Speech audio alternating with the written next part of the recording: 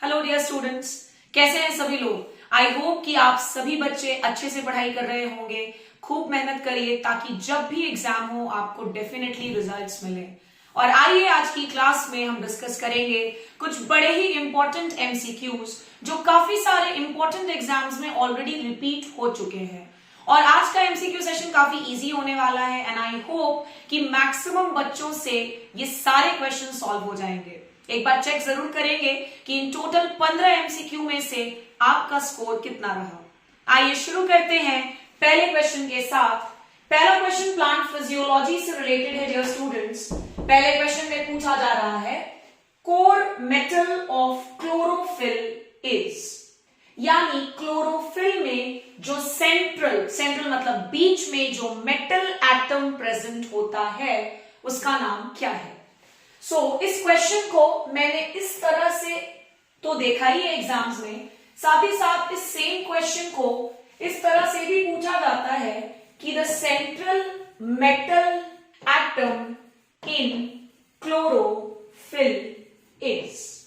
Central metal atom in chlorophyll is. तो चाहे इस तरह से पूछा जाए या फिर इस तरह से पूछा जाए, आपको बता दूं कि जो सेंट्रल मेटल एटम होता है क्लोरोफिल में, इट इज मैग्नीशियम। वो कौन सा होता है बच्चों? मैग्नीशियम। क्लोरोफिल एक ऐसा पिगमेंट है जो कि बहुत ज्यादा जरूरी होता है एक काफी एसेंशियल प्रोसेस के लिए जिसका नाम है फोटोसिंथेसिस। फोटोसिंथेसिस प्रोसेस के लिए लाइट और क्लोरोफिल दो काफी इंपॉर्टेंट क्राइटेरिया होते हैं और इनके बिना फोटोसिंथेसिस को इमेजिन कर पाना पॉसिबल नहीं होता है। आइए इसके बाद एक आपको असाइनमेंट दे दूं कि आप मुझे बताएंगे कि मैग्नीशियम जो है, मैग्नीशियम आयन का राइबोसोम से क्या लेना देना है। मैग्नीशियम आयन का राइबोसोम में क्या इंपॉर्टेंट फंक्शन होता है, ये आप सभी से कमेंट सेक्शन में मैं चाहूंगी या मैसेज करके मुझे बताएंगे। सो आई होप आप सभी को ये क्वेश्चन क्लियर हो गया होगा that the core metal atom in chlorophyll is magnesium. हमने ये भी पढ़ा कि chlorophyll is a pigment which is very important for photosynthesis. Photosynthesis को लाइट और क्लोरोफिल के बिना इमेजिन किया ही नहीं जा सकता। मैग्नीशियम का एक बहुत इंपॉर्टेंट फंक्शन राइबोसोम के लिए भी है और वो फंक्शन मैं आप सभी से सुनना चाहूंगी। आइए इसके बाद हम आ जाते हैं नेक्स्ट क्वेश्चन पर। भाई ये तो फेवरेट क्वेश्चन है एग्रीकल्चर बेस्ड एग्जाम का।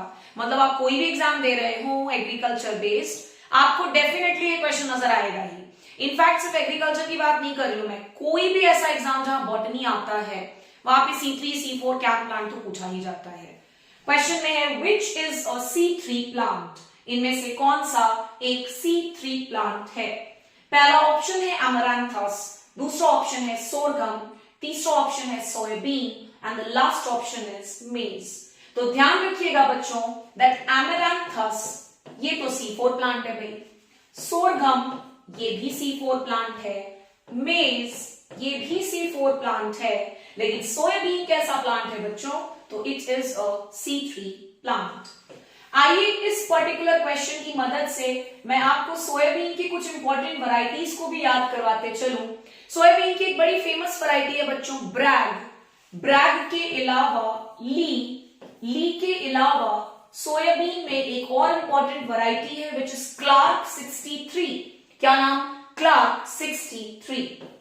इसके अलावा सोयाबीन की एक और वैरायटी है विच इज ब्लैक हार्ट, और ब्लैक हार्ट के अलावा एक और important variety of soybean is Kent.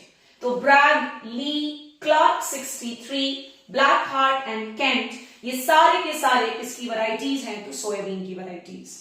इसके अलावा आप ये भी याद रखें दैट सोयाबीन का ओरिजिन क्या है? तो सोयाबीन का origin is China.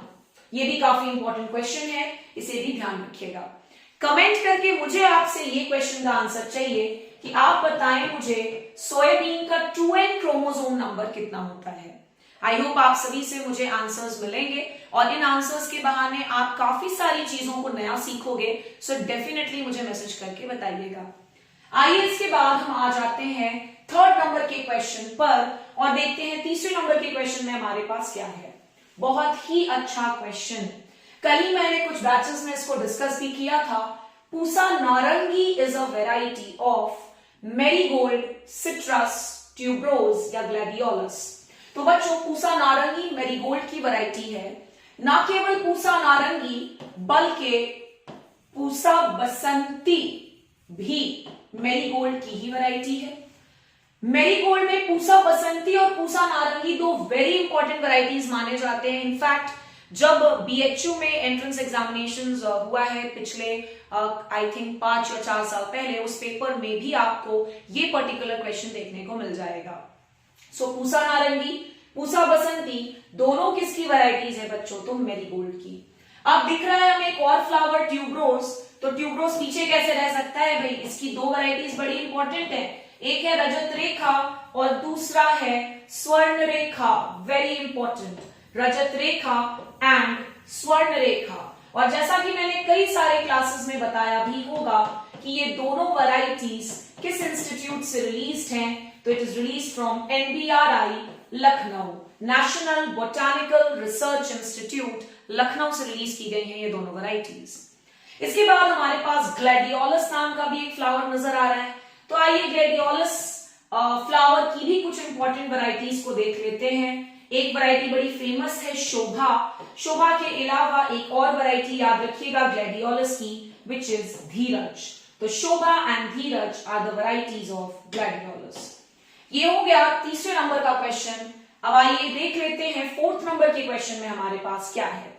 This is a question from genetics. Genetics से पूछा गया क्वेश्चन है और बहुत ही अच्छा क्वेश्चन है। चलिए आपको एक इंपॉर्टेंट कॉन्सेप्ट बता दूं।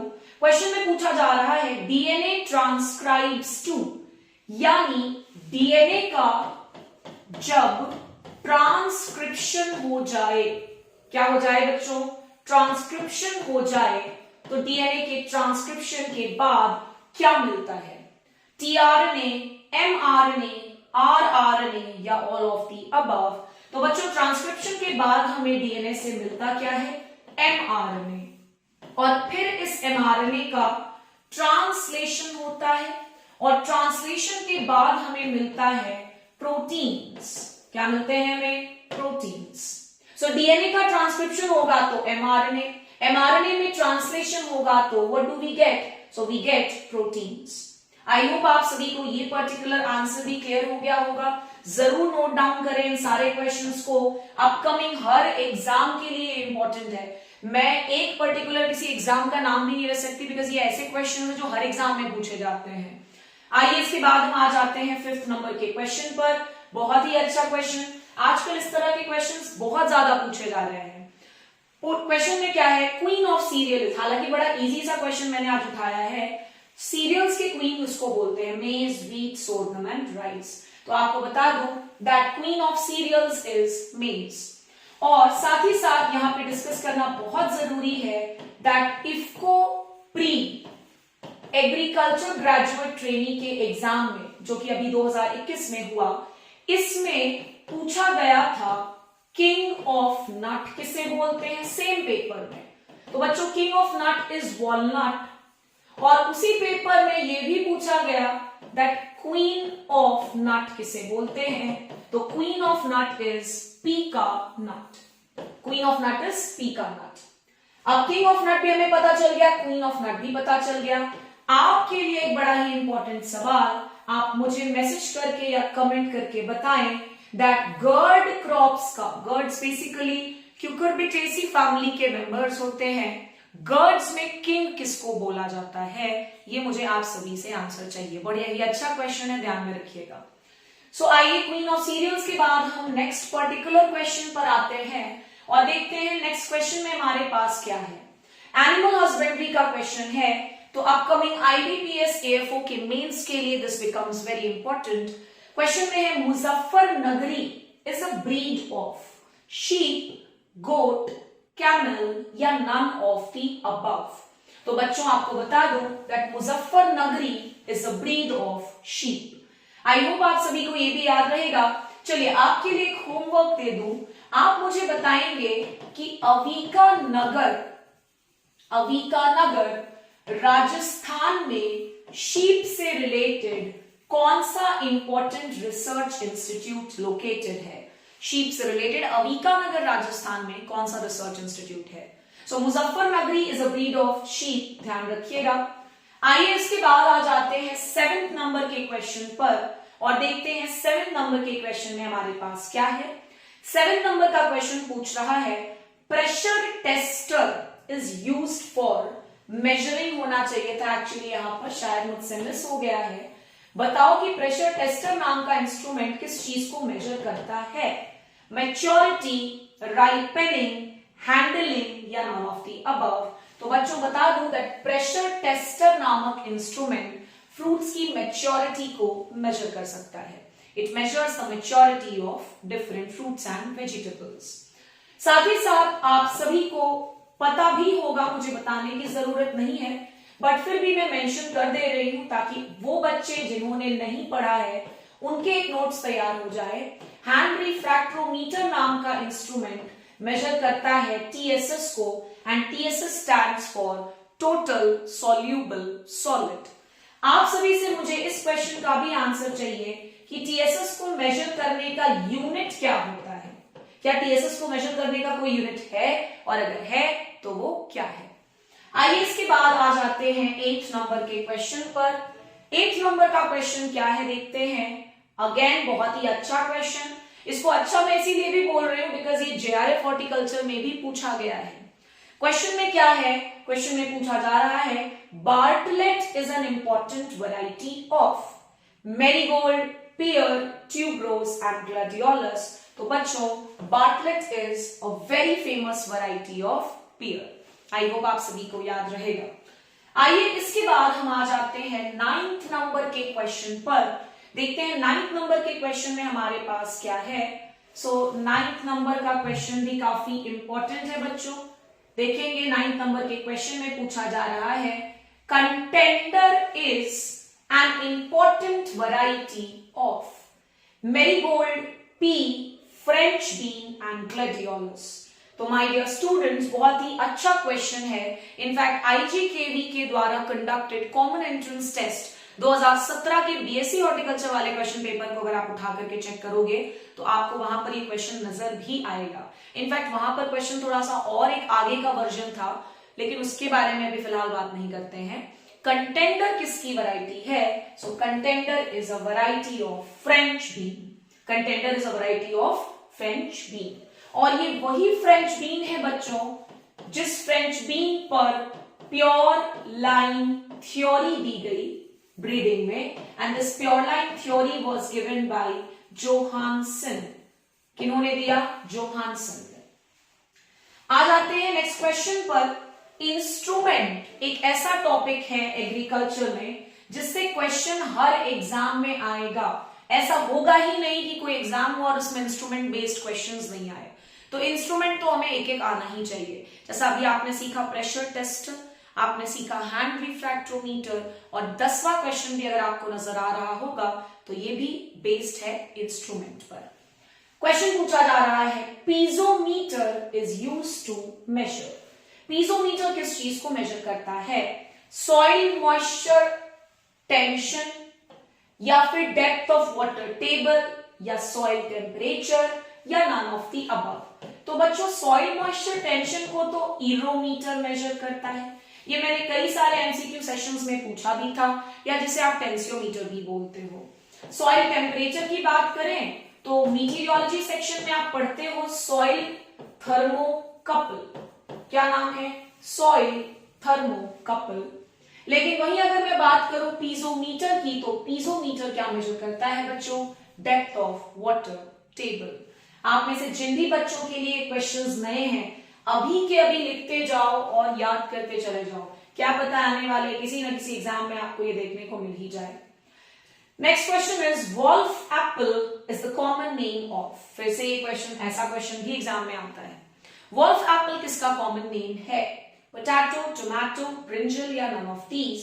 सो आंसर इज टोमेटो। और साथ ही साथ ब्रिंजल का भी कॉमन नेम डिस्कस कर देती हूं जो कि सीईटी 2019 में पूछा भी गया, एंड इट इज ऑबरजीन। क्या है? ऑबरजीन। इसके अलावा brinjal is also known as egg plant. Brinjal is also known as what बच्चों? Egg plant. आई होप ये भी क्वेश्चन क्लियर हो गया है आप सभी को। नेक्स्ट हम आ जाते हैं 12th नंबर के क्वेश्चन पर। ये थोड़ा सा नया होने वाला है। क्वेश्चन में पूछा जा रहा है moong variety Pusa Baisakhi was developed through. मूंग की वैरायटी पूसा बैसाखी ब्रीडिंग के किस मेथड से डेवलप की गई थी? बल्क मेथड, मास सिलेक्शन, प्योर लाइन सिलेक्शन या नन ऑफ द अबव। तो बच्चों Pusa Baisakhi variety of moong was developed by using the concept of pure line selection. और आपको यहां पर बताना जरूरी समझती हूं कि प्योर लाइन सिलेक्शन एक ऐसा ब्रीडिंग मेथड है जो कि यूज किया जाता है खास तौर पर सेल्फ पॉलिनेटेड क्रॉप्स के लिए। फाइन, नेक्स्ट क्वेश्चन पर आ जाते हैं। ये भी जेनेटिक्स से रिलेटेड क्वेश्चन है। क्वेश्चन में पूछा जा रहा है codons like UAG, UGA and UAA। इसको मैं उआग, उगा और उआ पढ़ती हूं। कोडॉन्स क्या है? तो बच्चों कोडॉन बेसिकली 3 न्यूक्लियोटाइड्स का सेट होता है। फिलहाल इतना नॉलेज काफी है। कोडॉन्स लाइक उआग, उगा, उआ आर। ये जो कोडॉन्स हमने लिखा है उआग, उगा और उआ, ये किस तरह के कोडॉन्स हैं? क्या ये स्टार्ट कोडॉन्स हैं? क्या ये टर्मिनेशन कोडॉन्स हैं? क्या ये इलोंगेशन कोडॉन्स हैं या नन ऑफ द अबव? तो बच्चों इन तीनों कोडॉन्स को हम कहते हैं स्टॉप कोडॉन। और स्टॉप के लिए इंग्लिश में टर्मिनेशन वर्ड भी यूज किया जाता है और इनको हम टर्मिनेशन कोडॉन्स भी बोलते हैं। अब आपके लिए एक होमवर्क, इन तीनों स्टॉप कोडॉन्स के कुछ स्पेसिफिक नेम्स भी हैं। आप मुझे वो स्पेसिफिक नेम्स मैसेज करके बताएंगे और अपने नोट्स में नोट डाउन भी करेंगे। स्टॉप कोडॉन की बात हुई तो भाई स्टार्ट कोडॉन की भी बात होनी चाहिए। एक बड़ा फेमस स्टार्ट कोडॉन है जिसका नाम है AUG। AUG is a very famous start codon. I hope आप सभी को ये क्वेश्चन भी ध्यान में रहेगा। जिस क्वेश्चन को मैंने आप सभी से पूछा है मुझे उसका आंसर चाहिए। आ जाते हैं नेक्स्ट क्वेश्चन पर, 14th नंबर के क्वेश्चन पे। क्वेश्चन में पूछा जा रहा है a chromosome with no centromere. एक ऐसा क्रोमोसोम जिसमें सेंट्रोमियर है ही नहीं, उसे आप क्या कहोगे? एसेंट्रिक, मेटासेंट्रिक, एक्रोसेंट्रिक या नन ऑफ द अबव? तो बच्चों a chromosome with no centromere is known as acentric. अक्सर ए का मतलब होता है एब्सेंट। एब्सेंट, सो एसेंट्रिक यानी जिसमें सेंट्रोमियर एब्सेंट होता है। नेक्स्ट आ जाते हूं 15th, जो कि आज के MCQ सेशन का लास्ट क्वेश्चन होने वाला है। क्वेश्चन में पूछा जा रहा है which one is cross pollinated. दिए गए ऑप्शंस में से कौन क्रॉस पॉलिनेटेड है? व्हीट, राइस, ओट या सनफ्लावर? तो आपको बता दूं that sunflower is cross pollinated. Sunflower की फैमिली कंपोजिटे है और कंपोजिटे में मैक्सिमम मेंबर्स आपको क्रॉस पॉलिनेटेड ही मिलेंगे। अगर सनफ्लावर क्रॉस पॉलिनेटेड हो गया मतलब ये तीनों कैसे हो गए बच्चों? Self pollinated.